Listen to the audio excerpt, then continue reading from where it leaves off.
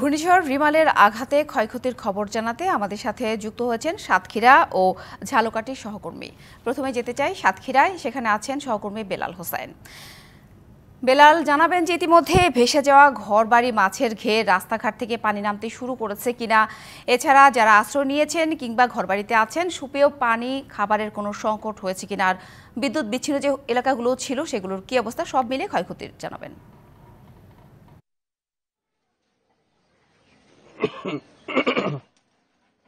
সাথী, প্রথমে শুরু করতে চাই, আসলে 3 দিন ধরে কিন্তু উপকূলের অঞ্চলে বিদ্যুৎ নাই। আসলে বিদ্যুৎ একেবারে বিচ্ছিন্ন অবস্থায় এখানকার মানুষের এই যে ঝড় পরবর্তী যে দুর্ভোগ, এটার মাত্রা আরো বাড়িয়ে দিয়েছে। আমরা যে স্থানটিতে দাঁড়িয়ে আছি এখানে কিন্তু ঝড়ের শুরু থেকেই পানি ছিল।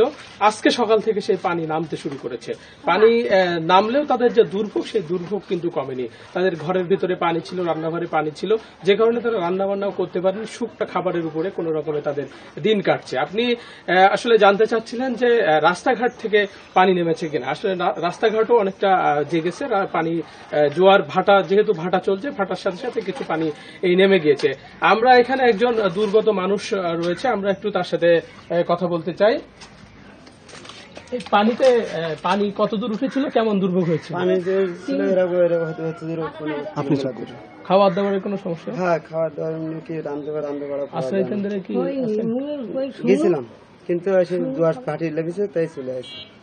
আসলে আশ্রয় কেন্দ্রে এসব মানুষ কিন্তু ছিলেন, তারা কিন্তু ভাটি এতে পানি নেমে যাওয়ার সাথে সাথে কিন্তু তারা আবার তাদের বাড়ি ফিরে এসেছেন, এবং বাড়িতে যে পানি ওঠার পরে যে ঘর বাড়ির যে অবস্থা, সেগুলো কিন্তু তারা পরিষ্কারের চেষ্টা করছেন। আমরা আসলে গাবুরাতে এখনো সংযোগ পাওয়ার চেষ্টা করছিলাম, কিন্তু বহু চেষ্টা করে একজনের সাথে কথা বলতে পেরেছি। তিনি আমাদেরকে জানিয়েছেন যে গাবুরার রাস্তাঘাটগুলোর খুবই করুণ অবস্থা, তারা কিন্তু নৌকার যোগে আসলে যাতায়াত করছেন।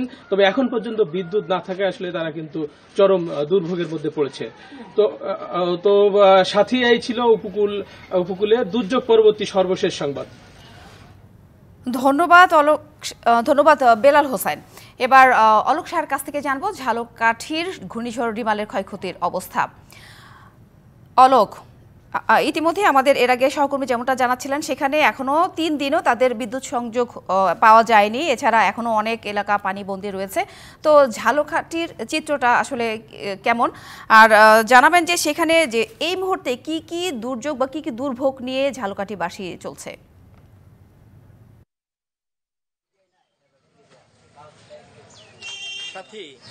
ঝালকাঠিতেও কিন্তু 3 দিন ধরে বিদ্যুৎ সরবরাহ বিচ্ছিন্ন রয়েছে ঘূর্ণিঝড় রিমেলের প্রভাবে। আমরা দেখতে পাচ্ছি যে ঝালকাঠির অভ্যন্তরীণ যে সড়কগুলো রয়েছে এবং গ্রাম অঞ্চলের যে সড়কগুলো রয়েছে, সেই সড়কগুলোতে কিন্তু গাছ উপড়ে পড়ে কিন্তু যোগাযোগ ব্যবস্থা বিচ্ছিন্ন হয়েছে। এছাড়া বিদ্যুতের যে খুঁটি উপড়ে পড়েছে, বিদ্যুৎ সংযোগ 3 দিন ধরে বন্ধ রয়েছে। তবে গ্রাম অঞ্চলে যে কবে বিদ্যুৎ আসবে সেই বিষয়ে কিন্তু এখনো গ্রামবাসী হতাশার মধ্যে রয়েছে। ঝালকাঠি শহরেও এই মুহূর্তে বিদ্যুৎ সংযোগ বিচ্ছিন্ন রয়েছে। বিদ্যুৎ বিচ্ছিন্ন থাকার ফলে কিন্তু যে পানি কষ্টে যে শহরবাসী, তারা কিন্তু কষ্টে জীবনযাপন করতেছে। আমরা গতকালকে খবর নিয়েছি যে সুগন্ধা এবং বিষখালী নদীর পানি 5 থেকে 7 ফুট বৃদ্ধি পেয়েছিল। পানি বৃদ্ধির ফলে কিন্তু ঝালকাঠির যে নিম্ন অঞ্চল প্লাবিত হয়েছে, শহরের মানুষও কিন্তু পানিবন্দী হয়ে পড়েছে।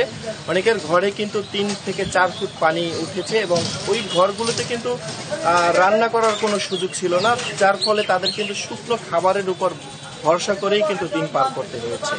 আসলে ঘূর্ণিঝড় রিমেলের যে তাণ্ডব চালিয়েছে, তাতে অপূরণীয় ক্ষতি হয়েছে ঝালকাঠির। এখন পর্যন্ত আমরা যে বিষয়গুলো দেখতে পাচ্ছি যে মানুষের যে ভোগান্তি, দুর্ভোগ, তার কোনো শেষ নাই। আর বিদ্যুৎ, ইন্টারনেট ব্যবস্থা না থাকার ফলে কিন্তু যোগাযোগ সেইভাবে করা যাচ্ছে না। সব মিলিয়ে কিন্তু এক প্রকারে কষ্টে জীবনযাপন করছে ঝালকাঠিবাসী। তবে প্রশাসনের পক্ষ থেকে আমাদেরকে এখন পর্যন্ত ক্ষয়ক্ষতির যে বিষয়, সেই বিষয়ে এখনো কিন্তু তারা জানায়নি। আমরা সকালে আলাপ করেছিলাম প্রশাসনের সাথে, তারা জানিয়েছে যে ক্ষয়ক্ষতি নিরূপণের কাজ চলছে।